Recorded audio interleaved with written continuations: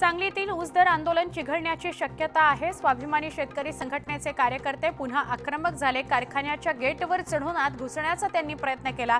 पोलिसांना झुगारून वसंतदादा साखर कारखान्याच्या गेटवर हे कार्यकर्ते चढल्याचं बघायला मिळालं।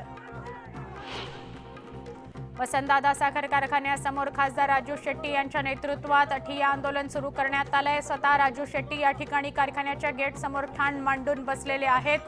जोपर्यंत ऊस दराचा निर्णय जाहीर होत नाही तोपर्यंत कारखान्यासमोरून जाणार नाही अशी भूमिका राजू शेट्टींनी घेतली आहे। तसंच जयंत पाटील आणि विश्वजित कदम यांच्यामुळे शेतकऱ्यांना दर मिळत नाही असा आरोप शेट्टींनी केला। दूध दरवाढीसाठी ग्रामीण भागात अजूनही आंदोलनाची धग कायम आहे। रयत क्रांती संघटनेच्या वतीनं पंढरपूर तालुक्यातील तारापूर इथं रास्ता रोको करण्यात आला। गाईला दुधाचा अभिषेक करून सरकारचा निषेध करण्यात आला। चांदवड तालुक्यातील प्रहार संघटना पदाधिकारी आणि शेतकरी नाशिकच्या दिशेने निघाले। केंद्रीय आरोग्य राज्यमंत्री भारती पवार यांच्या निवासस्थानी बाईक रॅली काढण्यात येणार आहे। कांद्यावरील निर्यात बंदी त्वरित उठवावी या मागणीकरता हे आंदोलन करण्यात आलं। केंद्र सरकारने कांदा निर्यात बंदी केल्याने कांद्याच्या दरात मोठ्या प्रमाणात घसरण झाली। चाळीसगाव बाजार समितीत कांद्याचे भाव 600 रुपयांनी घसरले, त्यामुळे शेतकरी अडचणीत आलाय। केंद्रानं कांदा निर्यातीवर बंदी घातल्यामुळे लासलगाव मनमाडसह नाशिक जिल्ह्यातील सर्व बाजार समित्यांमध्ये सलग तिसऱ्या दिवशीही लिलाव ठप्प आहे। त्यामुळे साठवून ठेवलेला कांदा खराब होण्याच्या भीतीने शेतकरी हवालदिल झालाय। दुसरीकडे मुंबई बंदरावर निर्यातदारांचे 171 कंटेनर्स अडकून पडल्याची माहिती मिळते। केंद्र सरकारने कांदा निर्यात बंदीचा निर्णय घेतलाय, त्याच्या विरोधात जिल्ह्यातील बाजार समित्यांमध्ये कामकाज ठप्प करण्यात आले। या प्रकरणी सहकार विभाग ॲक्शन मोडवर आलाय। सलग 3 दिवसांच्या वर बाजार समित्या जर बंद ठेवल्या तर परवाने रद्द केले जाणार आहेत।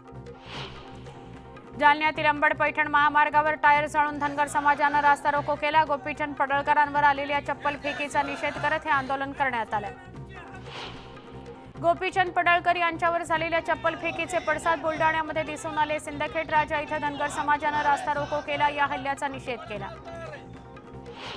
शेतकऱ्यांच्या विविध मागण्यांकरता काँग्रेस हिवाळी अधिवेशनावर हल्लाबोल मोर्चा काढणार आहे। माहिती आमदार यशोमती ठाकूर यांनी दिली। मंत्री शेतकऱ्यांच्या बांधावर जात नाहीत, कारण फक्त उद्योगपती मोठा व्हावा ही सरकारची इच्छा असल्याची टीका त्यांनी केली।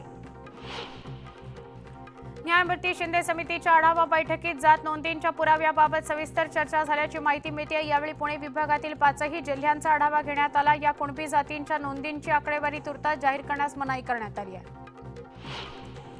जीवघेणी वाहतूक कोंडी आणि प्रलंबित उड्डाणपुलाच्या प्रश्नावर लक्ष वेधून घेण्याकरता कात्रज विकास आघाडीनं अनोखं आंदोलन केलं। हातात संदेश असलेला बोर्ड घेऊन प्रतिकात्मक यमराजाची खऱ्याखुऱ्या रेड्यावर असलेली स्वारी सगळ्यांचं लक्ष वेधून घेत होती। तारापूर एमआयडीसीतील कंपन्यांमधून मोठ्या प्रमाणावर रासायनिक सांडपाणी सोडण्यात येत असल्याने आक्रमक झालेल्या स्थानिकांनी थेट महाराष्ट्र प्रदूषण नियंत्रण मंडळाच्या कार्यालयात जात अधिकाऱ्यांना घेराव घातला। धारेवर धरलं। प्रदूषण करणाऱ्या कारखान्यांवर कारवाईची मागणी करण्यात आली। नंदुरबारचे दिव्यांग पावरा यांची बातमी प्रसारित झाल्यानंतर आता दानशूर व्यक्ती त्यांच्या मदतीकरता पुढे येताना दिसून येत आहेत। त्यांच्याकरता व्हीलचेअर, दिव्यांग काठी आणि उबदार कपडे देण्यात येत आहेत। दुसरीकडे शासनाकडून मदत होत नसल्याने नाराजी व्यक्त केली जाते। मनोज जरांगे पाटील यांची 4थ्या टप्प्यातील समारोप सभा ही बीड जिल्ह्यात होणार आहे। 12 डिसेंबरला केज तालुक्यातील बोरी सावरगाव या ठिकाणी 145 एकरावर होणाऱ्या या सभेची मराठा समाज बांधवांकडून जोरदार तयारी सुरू आहे। गोंदिया जिल्ह्यात पोलीस, परिवहन आणि शिक्षण विभाग यांच्या संयुक्त विद्यमानं 1 दिवसाची कार्यशाळा संपन्न करण्यात आली। या कार्यशाळेमध्ये शिक्षण विभागातील बसमधील परिवहन व्यवस्था, शिक्षक, पॉक्सो कायद्याची त्यांना माहिती देण्यात आली। स्कूल बस विषयी नियमाची माहिती त्यांना देण्यात आली। भाषिक मर्यादांमुळे शिक्षणाच्या प्रवाहापासून दूर राहणाऱ्या कोलाम समाजातील 2,500 विद्यार्थ्यांकरता यवतमाळच्या घाटंजे इथं कोलामी भाषाकोशाचं अनावरण करण्यात आलं। प्राथमिक शाळेतील विद्यार्थ्यांच्या अभ्यास गरजांचा विचार करून या राईज फाउंडेशनने भाषाकोशाची निर्मिती केलेली आहे। एसटी चालवताना चालकांना मोबाईल वापरायला आता बंदी असणार आहे। एसटी चालवताना मोबाईल कंडक्टरकडे जमा करावा असे आदेश देण्यात आले। दुसरीकडे या आदेशाने एसटी चालकांमध्ये नाराजी आहे। रत्नागिरी जिल्ह्यातील दापोलीमध्ये महाविकास आघाडीच्या घटक पक्षांकडून जनसंवाद यात्रेचं आयोजन करण्यात आलं। छत्रपती शिवाजी महाराज, डॉक्टर बाबासाहेब आंबेडकर यांच्या पुतळ्याला अभिवादन करून संविधानाचं वाचन करत या जनसंवाद यात्रेची सुरुवात झाली।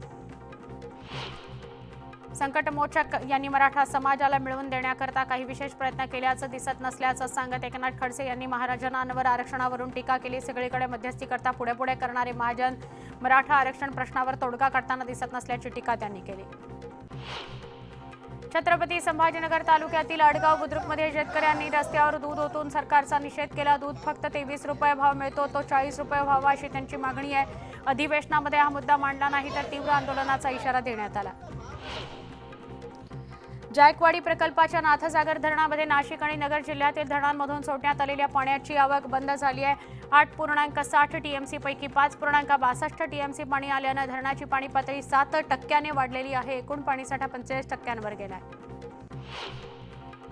सांगली जिल्ह्यातील ऊस दराच्या तिढ्यावरून जयंत पाटील राजू शेट्टींमध्ये वाकयुद्ध सुरू झाल्याचं बघायला मिळालं। ऊस दराच्या आंदोलनात स्वतःच्या प्रसिद्धीकरता आमची नावं घेतली जातात अशी टीका जयंत पाटलांनी केली होती। त्यावर जयंत पाटलांचं नाव घेऊन चर्चेत येण्याएवढी माझी अधोगती झाली नाही असा टोला राजू शेट्टींनी लगावला। जळगावच्या बोदवड तालुक्यात अवकाळी पावसानं कपाशीवर बोंडअळीचा मोठ्या प्रमाणात प्रादुर्भाव झाला होता। या कापसाला खासगी व्यापाऱ्यांकडून फक्त 2000चा भाव मिळतो। या पैशांमधून कापूस वेचणीचा खर्चही निघत नसल्याने शेतकरी हवालदिल झालाय।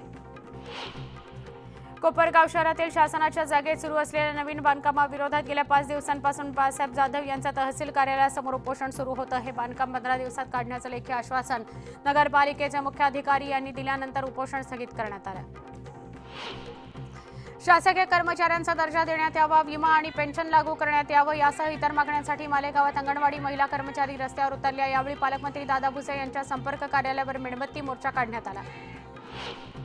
जीएसटी बुडवणाऱ्या डाळ व्यापाऱ्यांवर कारवाई न करण्याकरता कनिष्ठ अधिकाऱ्यांवर दबाव आणला जात असल्याचा आरोप करण्यात येतोय। मात्र या दबावाला न जुमानता चेतन सिंग राजपूत यांनी थेट हायकोर्टाचा दरवाजा ठोठावला। त्यावर 12 दिवसात जबाबदारी निश्चित करण्याचे आदेश हायकोर्टानं वरिष्ठ अधिकाऱ्यांना दिले आहेत। जुन्नरच्या वारुळवाडीत कुत्र्याची शिकार करणाऱ्या बिबट्याला पकडण्याकरता पिंजरा लावण्यात आला। मात्र अद्यापही हा बिबट्या जेरबंद होत नसल्याने युद्धपातळीवर त्याला पकडण्याकरता प्रयत्न केले जात आहेत। या बिबट्याच्या शोधाकरता ड्रोनची मदत घेतली जाते। छत्रपती संभाजीनगर विद्यापीठात या आठवड्यामध्ये एमपीएससी नेट जिल्हा परिषद आणि आरोग्य विभागाच्या पदभरती परीक्षा होत आहेत। त्यामुळे विधी शिक्षणशास्त्र आणि शारीरिक शिक्षणशास्त्र शाखेच्या परीक्षा 12 ऐवजी 19 डिसेंबर पासून तर अभियांत्रिकीच्या परीक्षा ठरलेल्या वेळापत्रकानुसार 12 डिसेंबर पासून घेण्यात येणार आहेत। अहमदनगर जिल्ह्यातील श्रीरामपूर संगमनेर रस्त्यावर खंडाळा गावात उसानं भरलेला ट्रक उलटल्यामुळे एका महिलेचा जागीच मृत्यू झाला तर 2 जण जखमी झाल्याची घटना घडली। अपघातानं तर स्थानिकांनी धाव घेत या तिघांना ट्रकमधून बाहेर काढलं। नांदेडच्या सिडकोमध्ये सराफा व्यापाऱ्याची बॅग घेऊन पळणाऱ्याला ओडिशातून अटक करण्यात आली। आरोपीकडून 4,23,000चे दागिने जप्त करण्यात आलेत। छत्रपती संभाजीनगरच्या जिल्हा न्यायालयामध्ये लोक अदालत आयोजित करण्यात आली। यामध्ये जिल्हा न्यायालयानं 14 अवैध ढाब्यांसह 50 आरोपींविरुद्ध केलेल्या कारवाया निकाली काढत त्यांना 4,56,000चा दंड ठोठावण्यात आला। श्रीरामपूर तालुक्यातील संगमनेर नेवासा रोड तसंच शहरातून शनी शिंगणापूरकडे जाणाऱ्या बेलापूर रस्त्यावरील अतिक्रमण हटवण्यात येत आहे। रस्त्याचं रुंदीकरण करण्यात येणार असल्यानं सार्वजनिक बांधकाम विभागानं अतिक्रमण मोहीम हाती घेतली आहे। अनेकदा नोटीस बजावूनही व्यावसायिकांनी अतिक्रमण न हटवल्यानं अखेर पोलीस बंदोबस्तात जेसीबीच्या सहाय्यानं अतिक्रमण हटवण्यात आलं। जामनेरच्या शेंदुर्णीमध्ये शेतीच्या वादातून मुलांनीच पित्याची हत्या केली आहे। शेतात काम करत असलेल्या पित्यावर फावड्यानं वार करत हत्या करण्यात आली। या प्रकरणी संशयित मुलाला पोलिसांनी अटक केली।